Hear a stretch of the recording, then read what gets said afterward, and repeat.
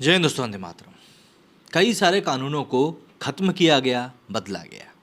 एक कानून जिसके कि ऊपर मेरी नज़र सबसे अच्छे से पड़ी और मुझे अच्छा भी लगा, वो ये था कि पिछले कुछ समय में हम लोगों ने देखा है कि लोग अपना नाम बदल कर, धर्म बदल कर, अपनी दूसरी पहचान बताकर लड़कियों को अपने प्रेम जाल में फंसाते हैं, उनका शारीरिक शोषण करते हैं और उसके बाद या तो उनको छोड़ देते हैं या फिर उनके ऊपर धर्मांतरण करने को लेकर दबाव बनाते हैं। इसको लेकर भी कुछ एक व्यापक नियम जो हैं वो बनाए गए हैं। इन्हीं सब चीज़ों के बारे में आपको आज की इस वीडियो में बताने वाला हूँ। तो ये वीडियो काफ़ी महत्वपूर्ण होने वाला है, तो उसको कोशिश करके पूरा देखिएगा। दरअसल अंग्रेज़ों के ज़माने के कानून अब खत्म हो जाएंगे। मॉनसून सेशन के आखिरी दिन 11 अगस्त को केंद्रीय गृह मंत्री अमित शाह ने 163 साल पुराने 3 मूलभूत कानूनों में बदलाव के लिए लोकसभा में बिल पेश किया। सबसे बड़ा बदलाव राजद्रोह कानून को लेकर है, जिसे नए स्वरूप में लाया जाएगा। ये बिल अब Indian penal code, IPC code of criminal procedure और एविडेंस एक्ट कहलाएगा। कई धाराएं और प्रावधान अब बदली जाएंगी। आईपीसी में 511 धाराएं हैं और अब 356 बचेंगी। 175 धाराएं बदलेंगी और 8 नई जोड़ेंगी। 22 धाराएं खत्म होंगी और इसी तरह से सीआरपीसी में 533 धाराएं बचेंगी। 160 धाराएं बदली जाएंगी, 9 नई जोड़ेंगी, 9 खत्म होंगी। पूछताछ से ट्रायल तक वीडियो कॉन्फ्रेंस से करने का प्रावधान होगा, जो कि पहले नहीं था। सबसे बड़ा बदलाव ये किया गया है कि अब ट्रायल कोर्ट को हर फैसला अधिकतम 3 साल में देना होगा। देश में 5 करोड़ केस पेंडिंग है। इनमें से करीब 4 crore 44 lakh case trial court में, और इसी तरह जिला अदालतों में जजों के 25,042 पदों में से 5,850 पद खाली हैं। तीनों बिलों को जांच के लिए संसदीय कमेटी के पास भेजा जाएगा और इसके बाद लोकसभा और राज्यसभा में पास किया जाएगा। पहले बात कर लेते हैं उन 3 कानूनों की जिनमें कि विशेष रूप से बदलाव किया गया है। राजद्रोह नहीं, अब देशद्रोह। दरअसल ब्रिटिश काल के शब्द राजद्रोह को हटाकर देशद्रोह शब्द आएगा। प्रावधान और कड़े होंगे। धारा 150 के तहत राष्ट्र के खिलाफ कोई भी कृत्य, चाहे बोला गया हो या फिर लिखा गया हो, सांकेतिक हो या तस्वीर हो, इलेक्ट्रॉनिक माध्यम से किया गया हो, तो 7 साल से उम्र कैद तक की सजा संभव है। देश की एकता एवं संप्रभुता को खतरा पहुंचाना अपराध होगा। आतंकवाद शब्द भी परिभाषित है। अभी आईपीसी की धारा 124A में राजद्रोह में 3 साल से उम्र कैद तक की सजा है। इसके अलावा सामुदायिक सजा के ऊपर बड़ी बात हुई है। पहली बार छोटे मोटे अपराधों जैसे कि नशे में हंगामा, 5,000 से भी कम की चोरी के लिए 24 घंटे की सजा या 1,000 रुपये जुर्माना या फिर सामुदायिक सेवा करने की सजा हो सकती है। अभी ऐसे अपराधों पर जेल भेजा जाता था। वहीं अमेरिका, यूके में ऐसा ही कानून है। अगर हम लोग बात करें मॉब लिंचिंग की, तो मौत की सज़ा का प्रावधान 5 या अधिक लोग जाति, नस्ल या भाषा के आधार पर हत्या करते हैं तो न्यूनतम 7 साल या फिर फांसी की सज़ा होगी। अभी स्पष्ट कानून नहीं है। धारा 302, 147, 148 में कार्रवाई होती है। 180 दिन में चार्जशीट, ट्रायल के बाद 30 दिन में फैसला। मतलब ये एक बहुत बड़ा कदम था। दरअसल पुलिस को 90 दिन में आरोप पत्र दाखिल करना होगा। कोर्ट इसे 90 दिन बढ़ा सकेगा, लेकिन अधिकतम 180 दिन में जांच पूरी कर ट्रायल के लिए भेजनी होगी। ट्रायल के बाद कोर्ट को 30 दिन में फैसला देना होगा। फैसला 1 सप्ताह के भीतर ऑनलाइन अपलोड भी करना होगा। 3 साल से कम सज़ा वाले मामले में संक्षिप्त सुनवाई पर्याप्त होगी। इससे सेशन कोर्ट में 40% मुकदमे कम हो जाएंगे। सज़ा की दर 90% तक ले जाने का लक्ष्य है। इसके अलावा सज़ा माफ़ी या का सियासी इस्तेमाल जो है उसको भी अब सीमित किया जाएगा। दरअसल सरकार सज़ा में छूट का सियासी इस्तेमाल ना कर सके, इसके लिए नया प्रावधान लाई है। मौत की सज़ा सिर्फ आजीवन कारावास और आजीवन कारावास को 7 साल तक सज़ा में ही बदला जा सकेगा। यह सुनिश्चित करेगा कि सियासी प्रभाव वाले लोग कानून से बच ना सके।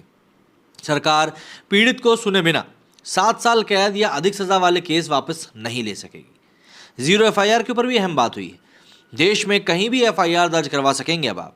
इसमें धाराएं भी जुड़ेंगी, क्योंकि अब तक 0 FIR में धाराएं नहीं जुड़ती थी। 15 दिन में 0 FIR संबंधित थाने को भेजनी होगी और हर जिले में पुलिस अधिकारी गिरफ्तार लोगों के परिवार को प्रमाण पत्र देगा कि वे गिरफ्तार व्यक्ति के लिए जिम्मेदार हैं। जानकारी ऑनलाइन और व्यक्तिगत देनी होगी। इसके अलावा पहचान छिपाकर, जो मैंने आपको शुरुआत में बताया था कि महिला से संबंध बनाने वाले पर अब दूसरी धारा लगेगी। दरअसल शादी, नौकरी, प्रमोशन का प्रलोभन देकर या फिर पहचान छिपाकर महिला का शोषण अब अपराध है।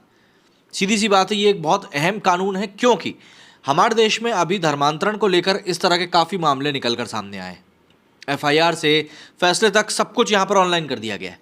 दरअसल डिजिटल रिकॉर्ड्स को वैधता देने से लेकर FIR और कोर्ट के फैसले तक पूरा का पूरा सिस्टम डिजिटल और पेपरलेस होगा। सर्च व जब्ती की वीडियोग्राफी होगी। जांच अनुसंधान फॉरेंसिक विज्ञान पर आधारित होगा। 7 साल या अधिक की सज़ा वाले अपराधों में फॉरेंसिक टीम मौके पर ज़रूर जाएगी। सभी अदालत 2027 तक कंप्यूटरीकृत होंगी। और ये भी बदलाव किए गए जैसे कि चुनाव में मतदाता को रिश्वत देने पर 1 साल की कैद का प्रावधान है। पहली बार अपराध करने वाले व्यक्ति को कुल कारावास का 1/3 समय जेल में बिताने पर जमानत दे दी जाएगी। फरार घोषित अपराधी के बगैर भी मुकदमा चल सकेगा। दाऊद जैसे अपराधियों की ट्रायल अब संभव होगी। सिविल सर्वेंट्स पर मुकदमा चलाने के लिए 120 दिन के भीतर अनुमति देनी होगी। अब वहीं पर जो ज़रूरी बात है, मतलब कि इन कानूनों में बदलाव क्यों ज़रूरी था, ये भी आप समझ लीजिए। दरअसल आज़ादी के बाद और संविधान लागू होने के बावजूद अंग्रेज़ों के ज़माने के 2 सदी पुराने कानूनों से आपराधिक न्याय प्रणाली चल रही थी। इसे औपनिवेशिक गुलामी माना जाता था। आर्थिक मामलों से जुड़े कई मामलों को सरकार ने आपराधिक कानून के दायरे से बाहर रखने के लिए जन विश्वास बिल पारित किया है। ऐसे में ये बदलाव के लिए आज़ादी के 75वें साल में बिल पेश होना अच्छा है।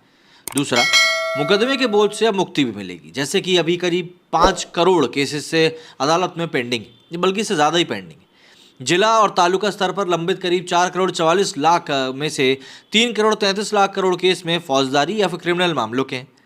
छोटे मामलों में सामुदायिक सेवा जैसा कि दंड देने के लिए नए प्रावधानों से मुकदमों की संख्या में कमी आ सकती है। इसके अलावा ये कानून कब लागू होगा ये भी जानना ज़रूरी है। दरअसल ये तीनों बिलों को संसद की स्थायी समिति के पास भेजा गया है। राजद्रोह जैसे प्रावधान की सुप्रीम कोर्ट आलोचना कर चुका है। नए कानूनों में और सख्त प्रावधान किए गए हैं। ऐसे मुद्दों पर समिति में विरोधाभास हो सकते हैं। शीत सत्र के पहले समिति की रिपोर्ट नहीं आई तो लोकसभा का कार्यकाल खत्म होने पर बिल रद्द हो जाएंगे। हालांकि सरकार चाहेगी तो इस पर सहमति बन सकती है। इसके अलावा इन बदलावों पर सवाल क्यों उठे ये भी समझ लीजिए। दरअसल आईपीसी और दूसरे कानूनों की धाराओं के क्रम में बदलाव होने से वकीलों और जजों में कन्फ्यूजन बढ़ेगा। ऐसे में कुछ लोग प्रस्तावित कानून को पुरानी फाइल या नया कवर बता रहे हैं। गलत मुकदमे और पुलिस जाति रोकने के प्रभावी और व्यवहारिक प्रावधान है नहीं। मुकदमों के जल्द फैसले के लिए भी स्पष्ट रोड मैप नहीं। नए कानून के बाद पुलिस और न्यायपालिका में और मैन पावर की ज़रूरत होगी। साथ ही इंफ्रास्ट्रक्चर भी बढ़ाना होगा। सरकारी दावों के अनुसार बिल पेश करने से पहले व्यापक रायशुमारी करी गई। संविधान की 7वीं अनुसूची के अनुसार कानून व्यवस्था और पुलिस राज्यों का विषय है। समान नागरिक संहिता पर विधि आयोग के माध्यम से राष्ट्रीय बहस हो ही रही है। इसलिए आपराधिक कानूनों में बदलाव से पहले राज्यों में परामर्श साथ देश में सार्थक बहस जरूरी है। सरकार की ओर से कहा गया है कि 18 राज्यों, 6 केंद्र शासित प्रदेशों, सुप्रीम कोर्ट, 22 हाई कोर्ट, न्यायिक संस्थाओं और 142 सांसदों के साथ साथ 270 विधायकों के अलावा जनता ने भी इन विधेयक को लेकर सुझाव दिए। 4 साल की चर्चा और इस दौरान 158 बैठकों के बाद सरकार ने बिल को पेश किया है। इन बदलावों के लिए पहली बैठक सितंबर 2019 में संसद भवन के पुस्तकालय के रूम नंबर G74 में हुई थी। कोरोना के दौरान 1 साल तक इसमें कोई प्रगति नहीं हो सकी थी। क्या कहना है आपका इन सभी मुद्दों के लेकर, कमेंट करके जरूर बताइएगा। मेरे सुनी फिलहाल इतना ही। जय हिंद, जय भारत।